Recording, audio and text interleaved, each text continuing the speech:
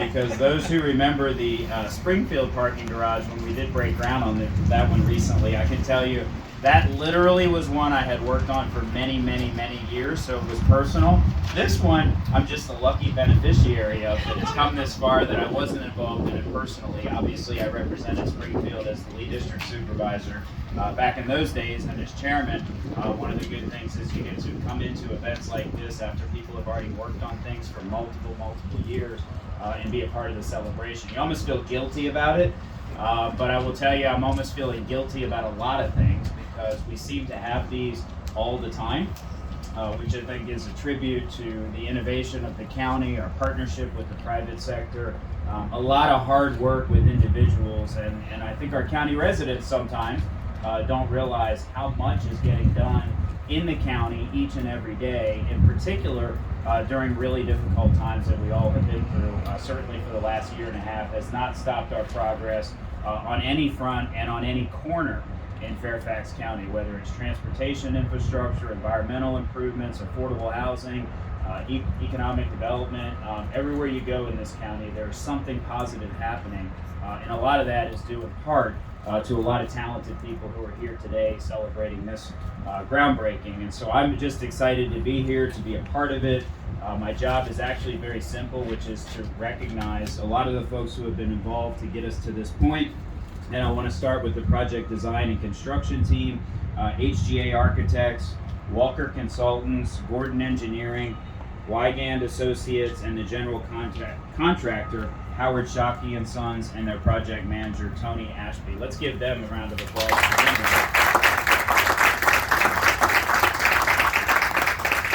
I just left an event this morning and got a reminder at the end of it of something that I tried to weave into my comments at all of these events, and I think it takes on a special meaning right now, which is to literally thank the men and women who are out here working on this project every day. We're out here on a beautiful weather day.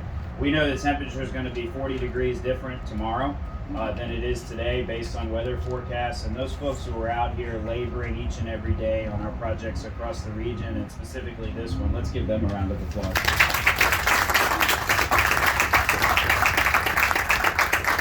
Also, of course, want to thank our amazing county team, staff from the Department of Public Works and Environmental Services. Our team from DPWES does amazing work, partnering with our Department of Transportation and all the staff. Raise your hand if you're here on the staff, DPWES or DOT.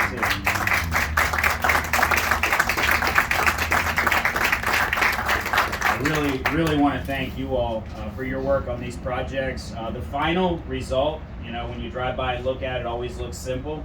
But I know, having been involved in a lot of these projects, that they're never nearly as simple as they look when they're finished. And there's a lot of weaving that has to take place to get to a point where you're even breaking ground, much less completing a project. A lot of headaches along the way, a lot of challenges, and we make it our business to overcome those challenges and make these projects successful, and I want to thank our county team for that in particular. This particular project, the future Monument Drive commuter parking garage, is a very exciting one. It's the type of innovative facility that we need more of across our region, ideally situated to make it easy for commuters to use a variety of transportation solutions other than riding alone in a single occupancy vehicle. And regardless of your position on the importance of roads versus transit versus biking versus pedestrians, I think we can all agree on one simple thing, which is people are looking for options. They want different ways to get to work. They don't want to be saddled with only one way to get from their home to their workplace or wherever they happen to be going. And projects like this give people opportunities who maybe were stuck in cars before to take advantage of commuter, either carpooling, take advantage of potential connections to rail and transit stations, a lot of opportunities that this garage will bring to people who may have been stuck before this time just sitting on 66 without many options. So it is very important and a critical project in managing I-66 traffic. And certainly if you go out there like I do every day and see the construction taking place on 66, it's amazing. The work that's getting done out there will certainly help that corridor tremendously. But the long-term success for 66 will be breaking some of those trips into other modes and getting people to carpool, getting people to use transit. And of course, all that predicated on the highway improvements that are so important as well. We have to find that balance. We're going to have to find that balance for our own health, for our own economy as we move forward, and as we are dealing right now with a lot of folks out of work, contemplating coming back to the workforce. One of the ways to get those people back to work is to give them more transportation options. So I've talked to a lot of folks who are sitting at home and literally have said one of their challenges getting back to work is no longer that school's not open, because it is. Their challenge is they don't want to face the headaches that they remember all too well of how long it took them to get to work. So the projects that we've been doing during this challenging pandemic are going to be so important to getting people back to work and getting them to work in a reasonable time frame with their mental health intact. And so this project, of course, and it's approximately 820 parking spaces and a bus transit center with 8 bus bays, will give people options to consider getting to work in ways that they maybe didn't have, or certainly didn't have as conveniently before the pandemic hit. This project is over $40 million.